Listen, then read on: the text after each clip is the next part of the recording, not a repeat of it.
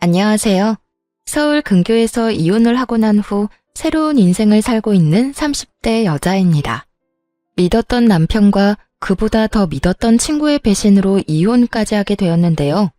저를 배신한 친구는 다름 아닌 남편과 저를 만나게 해주었던 친구였어요. 남편은 그 친구의 회사 동료였는데 어느 날 친구가 좋은 사람이 있다며 한번 만나보라고 하더군요. 친구야, 소개팅 할래? 우리 회사에 정말 괜찮은 사람이 있거든. 뭐 하나 빠지는 게 없는 남자야. 그러니까 한번 만나봐. 소개팅? 그렇게 좋은 사람이면 네가 만나보지 그래. 에이, 나보단 네가 더 잘 어울릴 것 같아서 그러지. 그러지 말고 한번 만나봐. 한번 만나보고 별로면 안 만나면 되잖아. 응?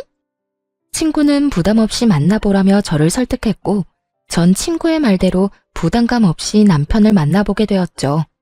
그렇게 만난 남편은 친구의 말대로 정말 괜찮은 남자였어요. 다정하고 밝은 모습의 남편에게 호감이 갔고 남편 역시 저에게 호감을 보이며 연애부터 결혼까지 막힘없이 진행되었죠.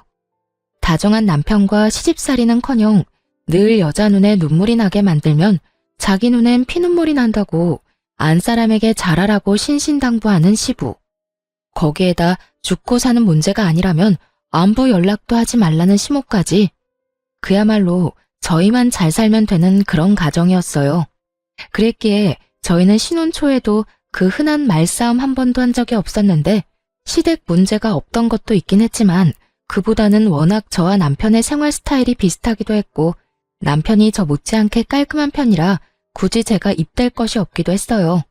저희는 평일엔 서로 바쁘게 직장 생활에 집중하고 주말엔 온전히 부부만의 생활을 보내곤 했죠. 그렇게 더할 나위 없이 만족스러운 결혼 생활을 하고 있었는데 어느 날부턴가 남편의 퇴근 시간이 점점 늦어지기 시작하더군요. 평일에 하루 이틀 늦는 것이야 회사 일이 바쁜가 보다 하고 넘길 수 있었지만 주말까지 출근해 늦은 시간에나 집으로 돌아오니 아무래도 이상한 생각이 들기 시작하더군요. 생각에 꼬리에 꼬리를 물기 시작하니 그 생각은 끝도 없이 상상의 나래를 펼치게 되더라고요. 이런 나쁜 상상은 결코 이로울 것이 없다고 생각한 저는 결국 남편을 소개해 주었던 친구에게 직접 연락을 하게 되었죠. 혜민아, 요즘 회사 일 많이 바빠? 응? 갑자기 회사 일은 왜? 그게 요즘 우리 남편이 계속 늦어져서 평일엔 그러려니 하는데 주말까지 회사 출근해서 늦어지니까 아무래도 걱정도 되고 이상한 생각도 막 하게 되는 거 있지? 그래서 너한테 이렇게 물어보는 거야. 어머, 그랬어? 생각해보니 그럴 수도 있겠네. 그런데 그런 걱정하지 마. 요즘 바빠서 정신없긴 해. 그래? 주말에 출근하는 것도 맞지? 바쁜 거 맞는 거지? 응, 요즘 바빠. 회사 일이 좀 생겨서 네 남편만 출근하는 게 아니고 나도 출근했어. 주말에 이게 무슨 짓인가 몰라? 하여튼 일하는 거 맞으니까 걱정하지 마. 친구는 본인 역시 주말에 출근했다며 걱정하지 말라는 말과 함께 전화를 끊었고 전화를 끊고 난 후 얼마 지나지 않아 남편이 일하는 모습을 찍은 사진까지 보내주더군요. 그 사진을 보고 나니 안심이 되며 제가 괜한 오해를 했다는 생각에 괜스레 남편에게 미안한 마음이 들었어요. 그런 마음이 들고 나니 그 후론 남편이 수상하게 느껴져도 저도 모르게 애써 그런 기분을 누르게 되더라고요. 그렇게 저의 직감을 외면하고 있는 동안에도 남편은 여전히 평일 주말 할 것 없이 더욱 바빠져만 갔고 저 역시 그런 생활들에 적응이 되어가고 있던 어느 날이었어요. 그날은 제 생일이었는데 어디에 정신을 빼먹고 사는 것인지 제 생일이란 사실을 까맣게 잊은 듯 하더라고요.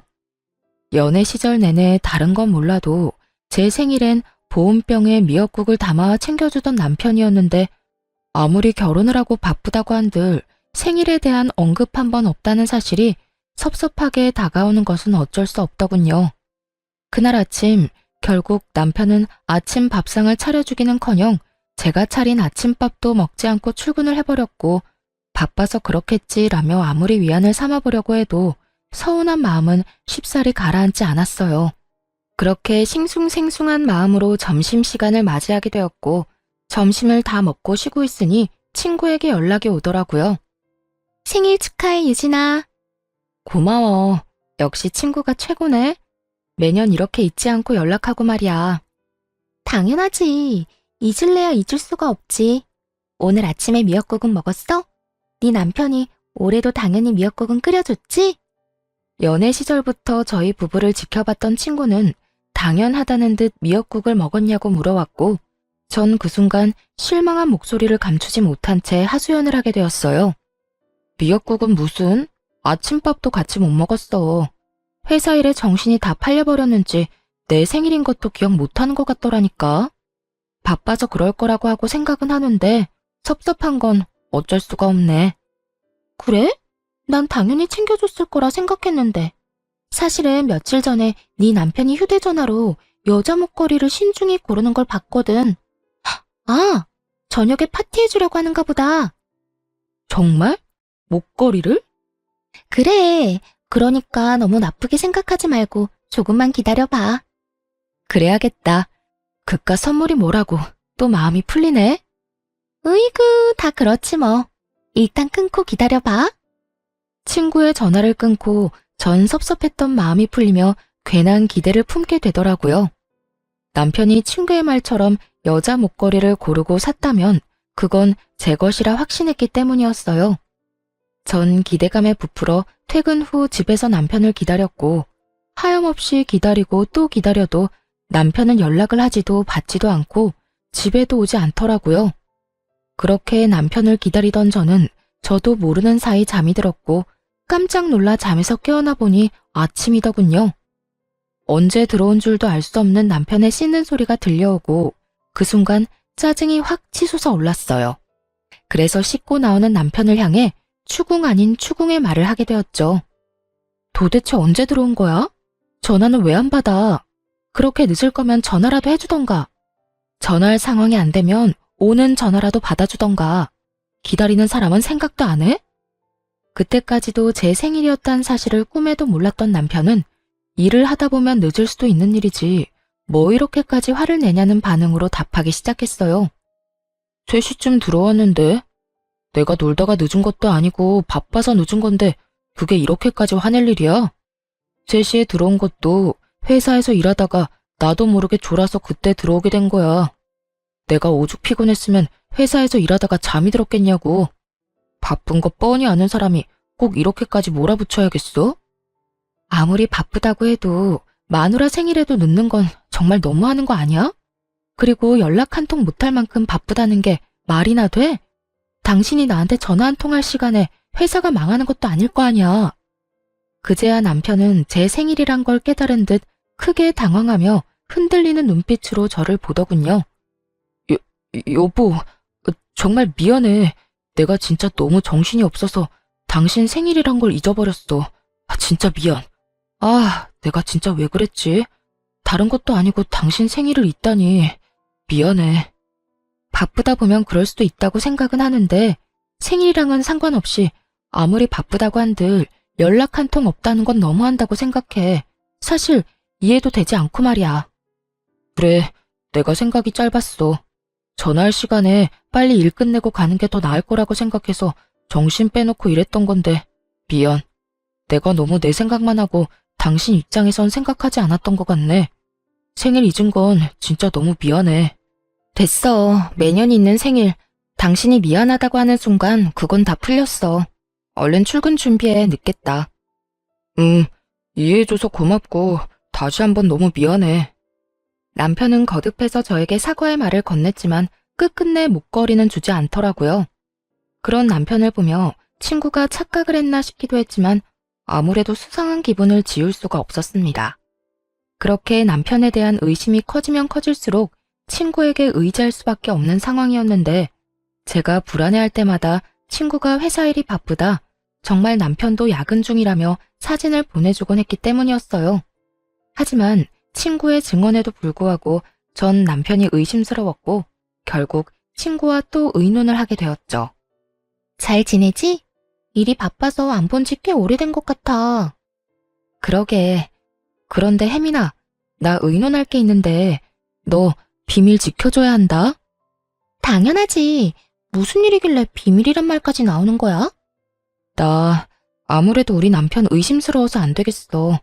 들어보니까 흥신소 같은데 의뢰도 많이 하는 것 같던데 나도 거기에 말해서 우리 남편 뒤 좀 밟아볼까 봐. 저는 조심스럽게 말을 꺼냈고 제 말에 친구는 뭘 그렇게까지 하냐며 방귀를 들고 나서더군요. 뭐? 흥신소? 뭘 그렇게까지 해. 내가 네 남편 감시도 해주고 하물며 사진까지 찍어서 보내주는데도 뭐가 불안하고 못 믿어와서 그렇게까지 하냐는 말이야. 여자 촉이란 게 있잖아. 네가 말했던 목걸이도 나한테 주지도 않았고 매번 연락도 없이 늦는 것도 그렇고 물론 네 말이랑 네가 보내준 사진을 못 믿는다는 건 아닌데 하여튼 내 느낌이 그래. 목걸이야.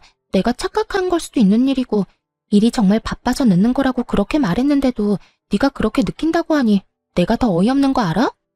내가 이런 말까지 하지 않으려고 했는데 너 약간 의부증 같은 거 있는 것 같아. 뭐? 의부증? 그래, 의부증. 그러지 않고서야 내가 그렇게나 말하고 사진까지 보내줬는데도 못 믿고 의심한다는 게 말이 안 되잖아. 다른 사람도 아닌 가장 친구인 내가 다 증언해주는데 그것조차 못 믿는다니까 나도 기분이 안 좋아지려고 해. 아, 네 말도 틀린 말도 아닌데 부부만 느껴지는 그 미묘한 느낌이 있어서 그래. 왜인지 모르게 남편이 멀어졌다는 느낌이랄까? 어딘가에 정신을 빼놓고 사는 느낌이랄까? 뭐라고 표현하기 힘든데 하여튼 그런 느낌이 자꾸 들어. 너 진짜 병원 한번 가보는 게 어때? 기분 나쁘게만 듣지 말고 내가 정말 걱정되어서 그래. 너 그런 식으로 사람 끝도 없이 의심하다가 네 남편이 알면 어떻게 하려고 그래? 네 남편이 얼마나 너한테 실망하겠어. 자기는 가정을 위해서 그렇게나 열심히 일하고 있었는데 넌 뒤에서 엄한 오해나 하고 있었다는 사실 알아봐. 나 같으면 실망을 넘어서 너랑 살 생각이 뚝 떨어질 것 같아. 친구의 입에선 의부증이란 말까지 나오며 언짢은 기분을 숨김없이 표현하더라고요. 의부증이란 말을 들은 그 순간엔 화가 나기도 했지만 친구의 말을 가만히 들어보니 아예 일리가 없는 말은 아니란 생각이 들었어요. 친구의 말대로 남편은 열심히 일만 하는 것인데 제가 괜한 오해라도 하고 있는 것이라면 그것만큼 기분 나쁜 일은 또 없을 거란 생각이 들었으니까요. 친구가 보내준 사진도 그렇고 친구의 말처럼 정말 남편은 야근 중인 것이 확실한데 저만 혼자 남편을 믿지 못해 환장한 여자 같다는 느낌마저 들더군요.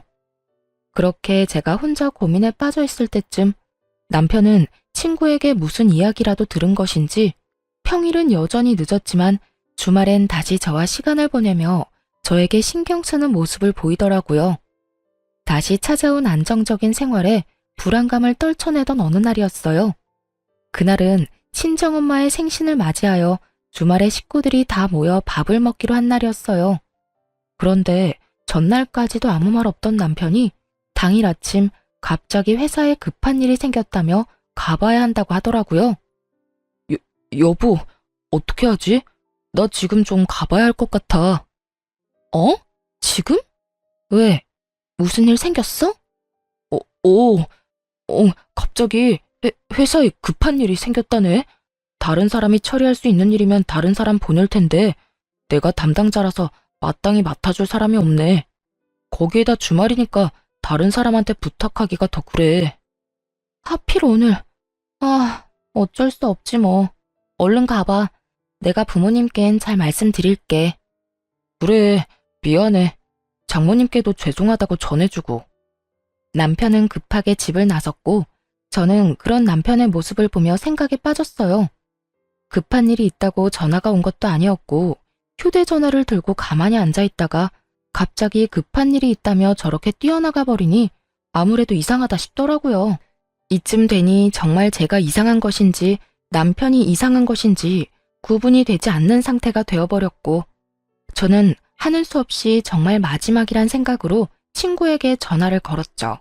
매번 이럴 때마다 친구의 도움을 받는 것이 미안하기도 했고 또 한편으론 창피하기도 했지만 그만큼 오래된 친구이고 믿는 친구였기에 전화를 걸어 물어보기로 결심한 것이었죠. 그런데 전화를 받은 친구는 다 죽어가는 목소리더라고요. 너 어디 아파? 목소리가 왜 이래? 몸살인 것 같아. 열이 39도까지 올라서 떨어질 생각을 안 하네. 뭐? 39도? 열이 그렇게 심한데 그러고 있으면 어떻게 해?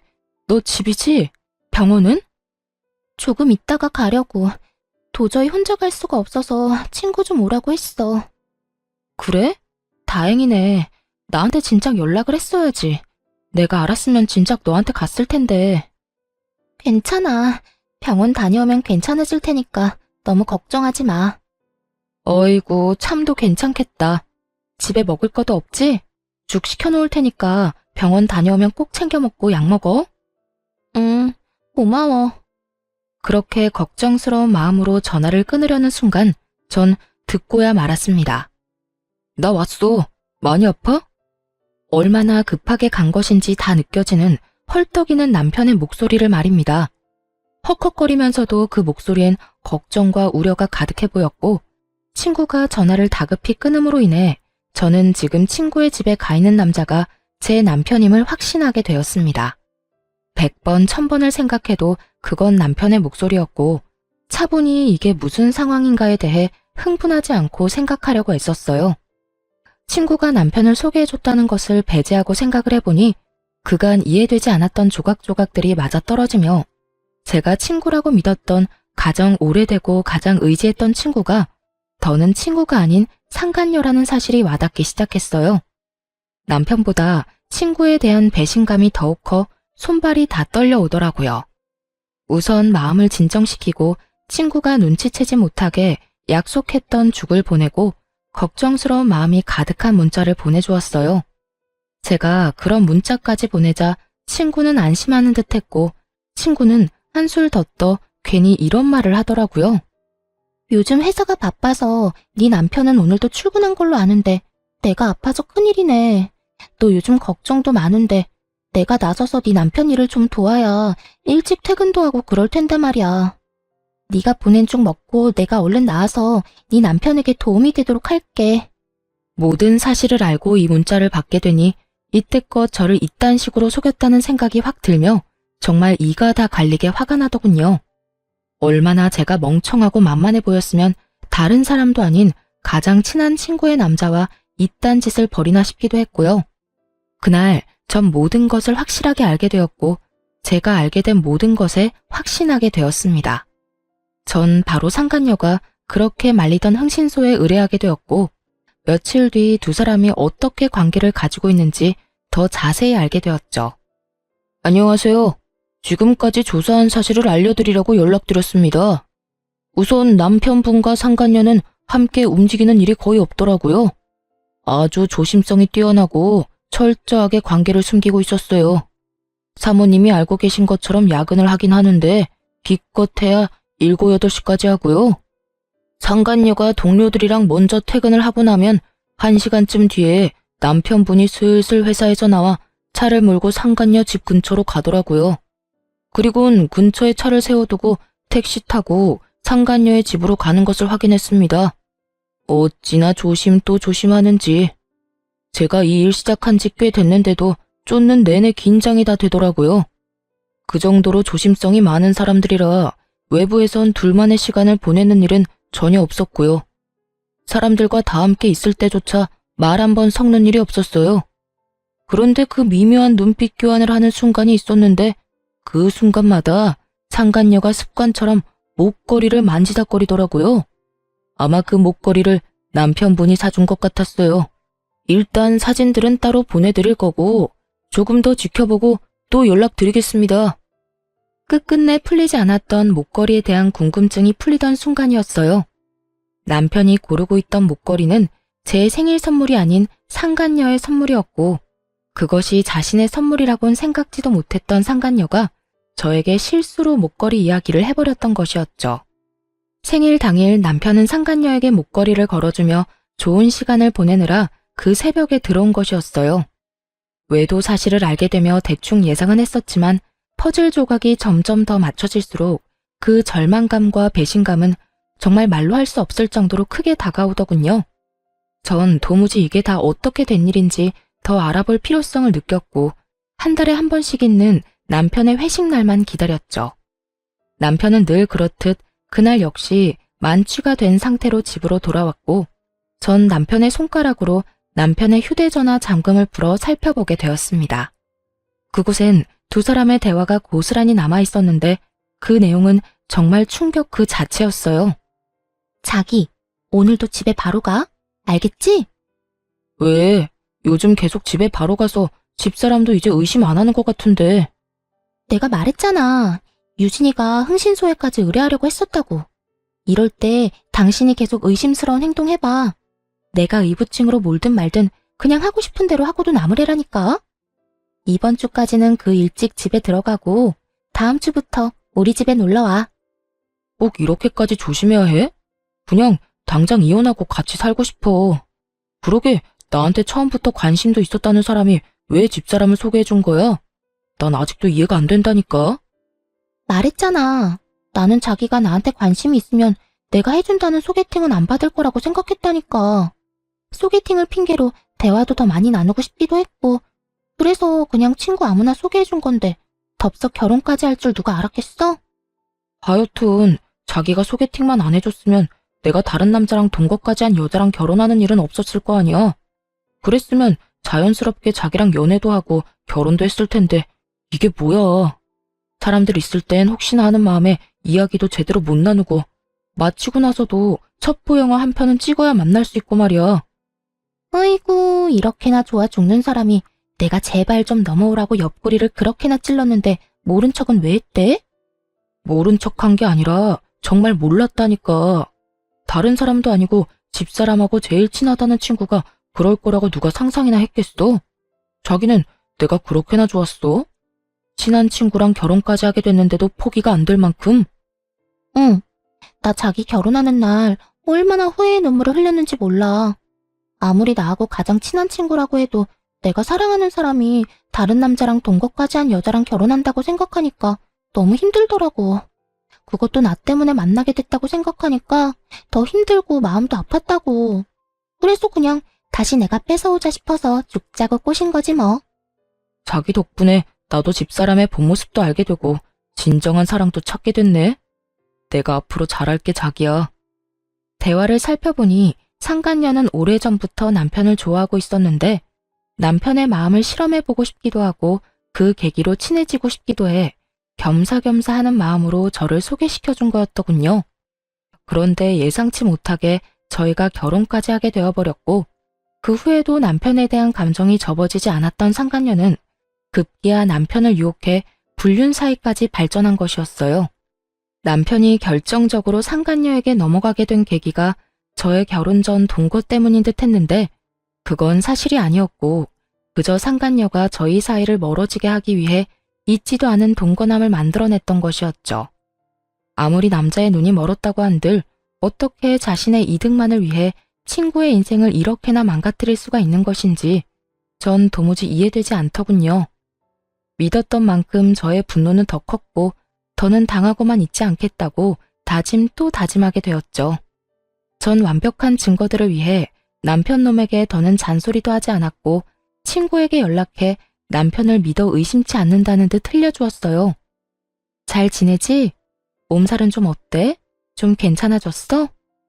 그럼 그게 언제적 일인데. 죽 잘 먹었어? 그나저나 넌 어때? 잘 지내? 나야 잘 지내지. 네 말대로 우리 남편 더는 의심 안 하려고 노력하고 좋은 시선으로 보면서 이해하려고 노력하니까 나도 마음이 한결 편해지는 거 있지? 그래서 그런지 부부 사이도 더 좋아진 것 같기도 하고 말이야. 다 혜민이 네 덕이야. 네 덕에 나 요즘 너무 행복해.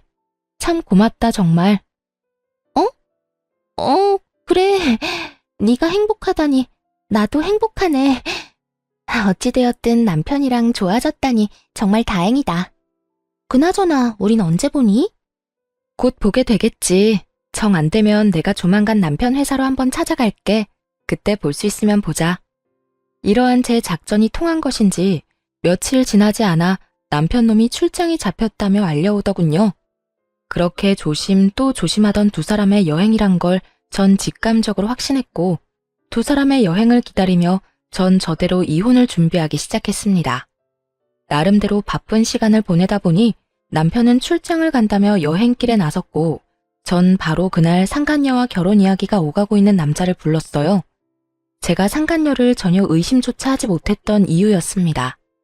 저의 가장 친한 친구이기도 하지만 같은 회사에 다니고 있는, 그것도 결혼 이야기가 오갈 정도로 진지하게 만나고 있는 남자가 있는데 제 남편과 그딴 짓을 벌이고 있을 거라곤 상상조차 하지 못했던 것이었죠.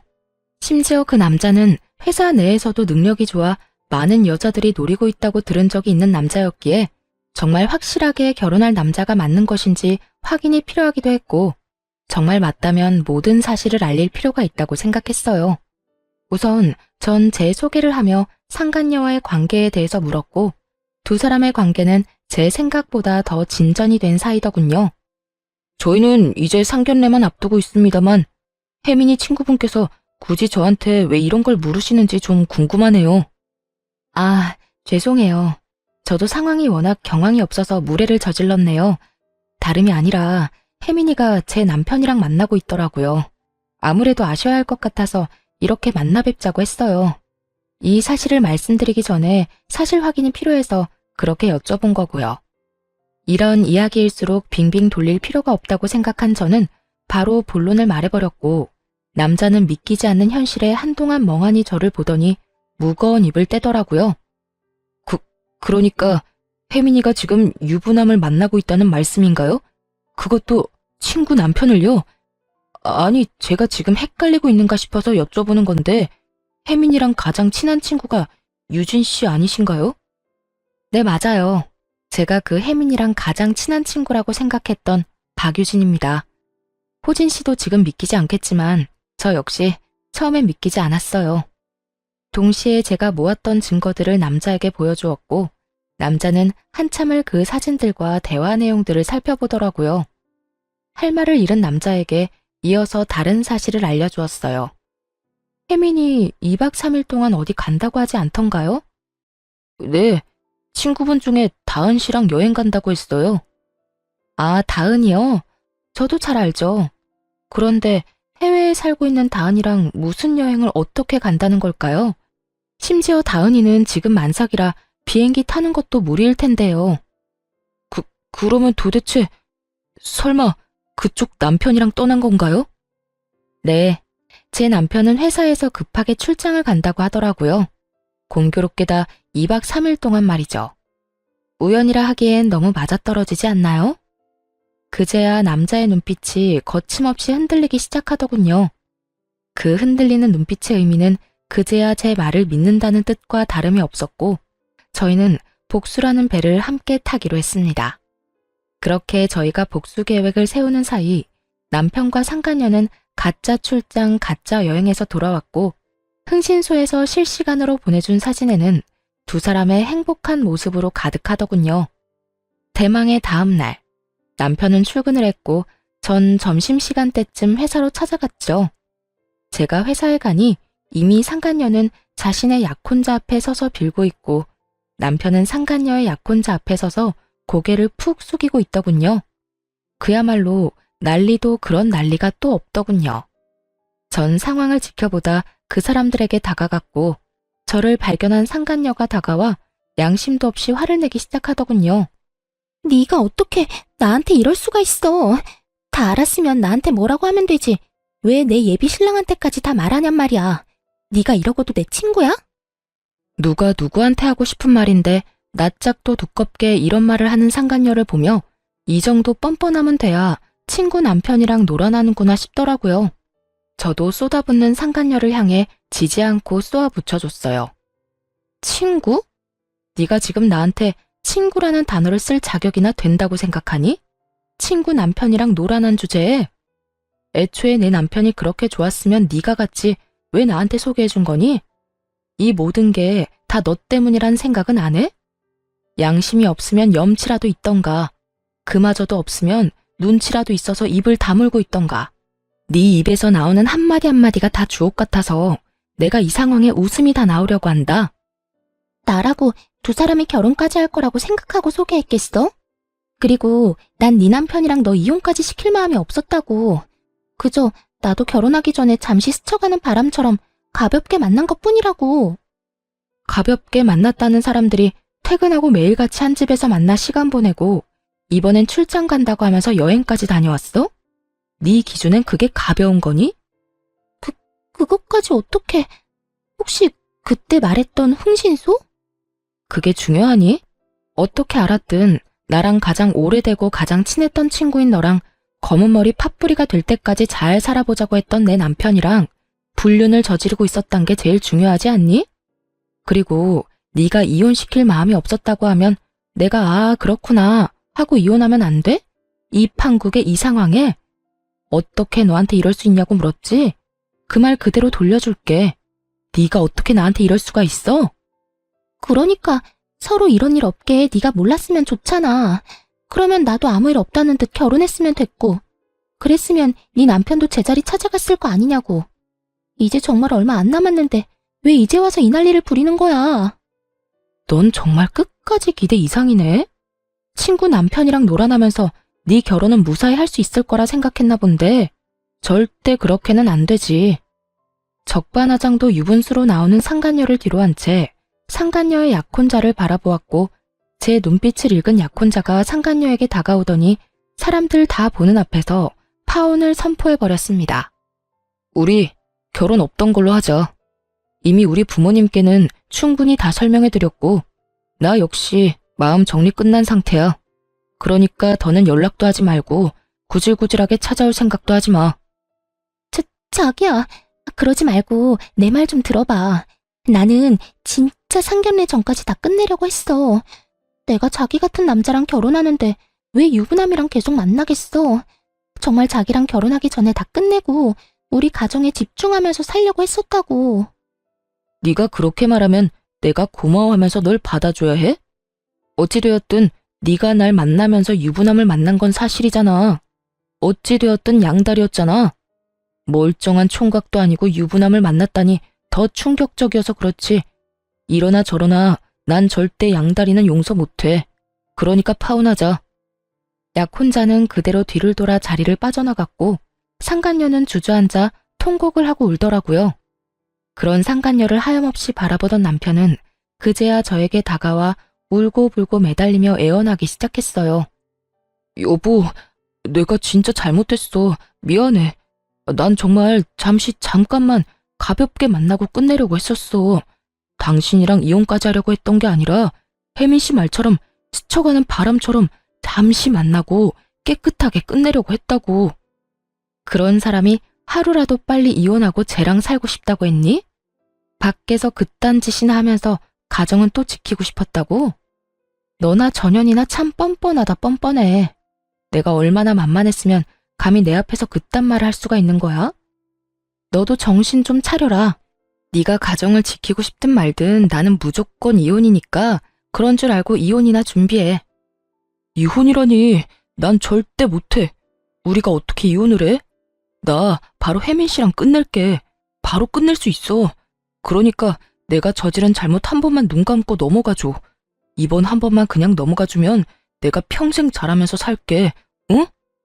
평생 네 사랑 혜민이한테나 잘하고 살아. 너도 이혼남, 쟤도 파혼녀 되면 이제 당당하게 살 수 있는데 왜 굳이 나랑 살려고 그래? 그거야, 내가 사랑하는 사람은 당신이니까 그렇지. 하여튼 난 절대 이혼 못해. 그렇게 이혼이 싫다는 인간이 다른 사람도 아닌 내 친구랑 바람을 피웠어? 그냥 모르는 여자랑 외도를 저질렀다고 해도 치가 떨리는데 내 친구랑? 지금 내 기분이 어떨 것 같니? 상상이나 되니? 그런데 나보고 참으라고, 한 번만 눈 감아달라고? 네가 한 짓을 생각해보고 그딴 말을 해. 내가 입이 10개라도 할 말이 없는 상황인 거 잘 알아. 그런데 여보, 우리 정말 좋았잖아. 우리 집에서도 당신 너무 좋아하고 나 역시 당신 없이는 못 살 정도로 당신 사랑해. 그러니까 내가 이런 상황에서도 이혼만큼은 안 된다고 이렇게 매달리는 거잖아. 당신도 이런 나 봐서라도 다시 한 번만 생각해보자, 응? 널 봐서 다른 생각이 떠올라야 잘 생각을 해보든 말든 하지. 난 당신 보면 딱 한 가지 생각밖에 안 떠올라. 우린 이혼할 거고 당신이랑 나랑은 이제 끝이야. 여보, 제발. 나 진짜 죽어. 나 당신 없으면 진짜 큰일 날 수도 있다고. 그건 당신 문제니까 당신이 알아서 하고 소장 보낼 테니 그거나 잘 받아보고 법원에서 만나자. 전 마지막까지 울고불고 매달리는 남편을 뿌리치고 나오며 시댁에 전화를 걸어 모든 사실을 알려버렸고 그 후 이혼을 진행하게 되었어요. 당연히 두 사람 모두에게 위자료를 받게 되었고 또 당연하게 두 사람은 회사에서 나오게 되었죠. 그 많은 사람 앞에서 그 꼴을 다 보였는데 어떻게 회사 생활이 가능하겠어요? 전 남편은 저와 결혼을 하며 이것저것 준비하느라 이미 퇴직금을 다 써버려 위자료를 대출받아 주었고 상간녀 역시 별반 다르지 않았죠. 빚쟁이인 두 사람은 하는 수 없이 전 시댁에서 신세를 지고자 찾아갔지만 모든 사실을 알고 있던 부모님들은 두 사람이 준비한 말을 꺼내기도 전에 두 사람을 쫓아내버렸다고 하더군요. 그렇게 빚쟁이 두 명이 잘 살아가겠지 했는데 1년도 채 지나지 않아 상간녀에게서 전화가 왔더라고요. 이미 전화번호도 다 바꿔버려 연락될 일이 없을 거라 생각했는데 지인들에게 물어물어 전화했다고 하더군요. 왜 전화했는데? 전화한 용건이 뭐냐고. 너 왜 나한테 말 안 했어? 왜 나한테 이런 집안이란 걸 말하지 않았느냐고. 시어머니가 무슨 벼슬인지 아나. 하루가 멀다고 연락해와서 날 들들 볶아대는데 내가 아주 못 살겠다고.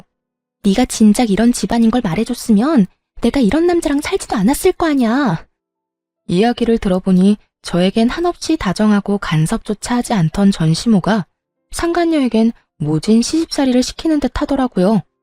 상간녀는 울분을 토하며 저를 원망하고 있었고 전 그런 상간녀에게 있는 사실 그대로 다 말해주었어요. 어머, 너한텐 시집살이 시키니? 어머님이 나 있을 땐 죽고 사는 문제 아니면 전화도 하지 말라고 해서 난 그런 분인 줄 몰랐네. 뭐? 그런 사람이 나한테는 도대체 왜 그러는 거야? 그걸 몰라서 물어? 결혼 생활 잘하는 아들 이혼시킨 것도 모자라 회사까지 잘리게 만든 며느리 뭐가 예뻐서 잘해주겠어. 다 네가 저지른 죄에 대한 벌 받는다고 생각하고 달게 받아. 아니, 난 애초에 이해가 안 되는 게 그 정도도 각오 안 하고 남의 남편 뺏어갔던 거야? 파혼당하고 회사에서 잘리면 다 끝이라고 생각했던 거니? 이쯤 했으면 고함을 지르며 또 악다구니를 써야 할 상간녀가 벼랑간 펑펑 울기 시작하더군요. 도대체 왜 이러나 싶어 듣고만 있으니 상간녀는 저를 상대로 하소연을 하기 시작했어요. 네 전 남편. 그러니까 지금 내 남편 바람 피우는 것 같아. 요즘 일자리 알아본다면서 나갔다 하면 밤 12시 넘기는 건 기본이고 어떤 날엔 옷에서 여자 향수 냄새도 나. 이를 어쩌니 유진아?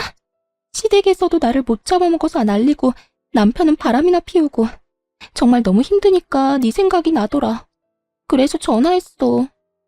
도대체 왜 우나 했더니 이런 이유가 있더군요. 전 남편은 취업을 핑계 삼아 밖으로 나돌며 외도를 저지르고 있었고 본인이 그런 상황이 되자 예전에 자신이 뒤통수 때린 옛 친구가 그리웠던 거죠. 아무리 그래도 자신이 이렇게 연락할 처지가 못 되는데 얼마나 뻔뻔하면 이런 연락까지 하는지 한심해 죽겠더라고요. 왜? 나한테 위로라도 받고 싶니? 이 일을 어쩌냐면서 같이 울어라도 줘? 아님 남편이 바람나서 이혼한 경험자로서 훅이라도 들려줄까? 도대체 뭘 바라고 나한테 전화해서 이런 말을 하는 거야? 그때도 그랬지만 난 도무지 네가 이해가 안 된다. 그런 게 아니라 나도 흥신소에 의뢰라도 해볼까 싶어서 그래. 넌 어땠어? 흥신소 그런 거 무섭진 않았어? 야, 내가 그런 일을 겪게 됐는데 흥신소가 무서웠겠어? 그리고 아직 확실치도 않은데 흥신소는 무슨 흥신소야. 너 나한테 전화해서 이러고 있을 시간에 병원이나 가봐. 그거 의부증이라며 네가 말했잖아. 혹시나 네가 나한테 말했던 것처럼 정말 가정을 위해서 취업하려고 힘쓰고 있는데 네가 오해하는 거면 어쩌려고 그래? 너도 나처럼 이혼녀 되려고 그러니? 전 그 옛날 상간녀가 저에게 해주었던 말을 그대로 돌려주었고 상간녀는 노발대발 화를 내기 시작하더군요. 뭐? 의부증? 다른 사람은 몰라도 네가 나한테 그런 말을 하면 안 되지. 결국 그 남자가 나랑 바람 피워서 너 이혼했던 거 기억 안 나니? 기억나지. 그런데 그런 남자랑 사는 네가 나한테 전화해서 하소연하면 안 되는 건 모르니? 내 전 남편이자 네 남편이 바람을 피우는 것 같다고? 그 정도 외도면 그건 병인 것 같은데 그냥 데리고 살아라. 어쩌겠니? 뭐라고? 다 들었으면서 왜 못 들은 척해. 그냥 데리고 살라고. 네가 죽고 못 살아 나한테서 뺏어간 그 남자 업보라고 생각하고 그냥 잘 데리고 살아주라고. 그리고 다신 나한테 전화해서 이딴 소리도 좀 하지 마. 다신 연락도 말라는 제 말에 상간녀는 갑자기 불쌍한 척을 하기 시작하더니 다 기어서 들어가는 목소리로 매달리기 시작하더군요. 너랑 내 이야기 다 소문나서 애들이 내 이야기는 들어주지도 않아. 네 번호도 전화 10통은 넘게 돌려서 알아낸 거라고. 지금 내 상황이 이런데 내가 누구한테 하소연하겠어. 그러니까 너라도 나한테 좀 잘 대해주면 안 될까? 나 진짜 너무 힘들어서 그래. 이제 와서 친구 사이로 돌아가고 싶다는 듯 말하는 상간녀를 보는데 다시 화가 치솟아 오르더라고요. 제가 얼마나 만만했으면 지금 이딴 소리까지 뻔뻔하게 내뱉을 수 있는지. 난 너랑 다시는 연락도 하고 싶지 않아서 전화번호도 다 바꿨더니 이제 무슨 짓인지 모르겠다. 잘 대해달라고? 넌 진짜 내가 무슨 호구인 줄 아는구나. 우리 친구 사이는 이미 네가 내 남편이랑 놀아날 때 다 끝났고 난 지금도 앞으로도 너랑 연락하고 지낼 생각 없으니까 네 가정일은 네가 알아서 하고 다신 전화 끊어. 전 그대로 전화를 끊어버렸고 그 후론 상간녀에게 전화는 오지 않았지만 문자는 오더라고요. 전 남편이 한눈에 봐도 어린 여자와 외도를 저지르고 있는 사진과 함께 말이죠. 이것 봐. 내 말이 맞았어. 저 여자 22살이란다. 정말 양심이라고는 없는 인간 아니니? 어떻게 띠동갑도 넘는 여자애를 만나. 나도 이혼할 거야. 이걸 어떻게 참고 살아? 네 말대로 이놈은 병이야, 병. 외도로 이혼한 놈이 재혼해서 또 외도를 저지르다니. 이게 말이나 된다고 생각하니? 상간녀는 저에게 맞장구라도 바라는 듯 물음표 가득한 문자를 보냈고 전 아무런 대답도 하지 않았어요.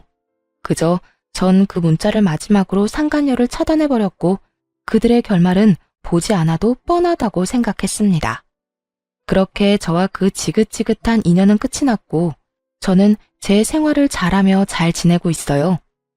이혼하고 난 후 처음엔 믿었던 친구와 사랑했던 남자의 배신이 힘들기도 했고 울기도 많이 울었는데 이젠 많이 안정된 상태랍니다. 주변도 많이 둘러보게 되었고 제 곁을 지켜주는 사람들에게 감사한 마음을 느끼고 좋은 시간을 보내고 있어요. 주말엔 산에 가기도 하고 자전거를 타고 라이딩을 하기도 해요. 아무래도 몸을 움직이는 게 잡생각 있는 데는 제일 탁월한 것 같아 시작한 것들인데 하다 보니 저에게 잘 맞는 것 같아 취미생활로 자리를 잡아버렸네요. 그것 말고도 좋아하던 그림도 다시 그리고 있어요. 심리적으로도 많이 안정되고 여러모로 좋아 한동안은 계속할 예정이에요. 요즘엔 좋은 사람도 만나 연애까지는 아니지만 자주 만나 좋은 시간을 보내고 있어요. 그 사람 덕분에 많이 웃기도 하고 많이 행복한 순간이 있기도 해요. 지금 만나는 사람에게 많은 고마움을 느끼기도 하고 저 역시 그 사람에게 행복감을 주려고 노력하며 지내고 있어요. 이렇게 잘 지내다 보면 저 역시 과거는 잊고 행복해질 날이 올 거라 믿고 있어요. 저의 사연은 끝이 났습니다. 다들 행복 가득한 하루 되시길 바라며 물러가 볼게요. 감사합니다.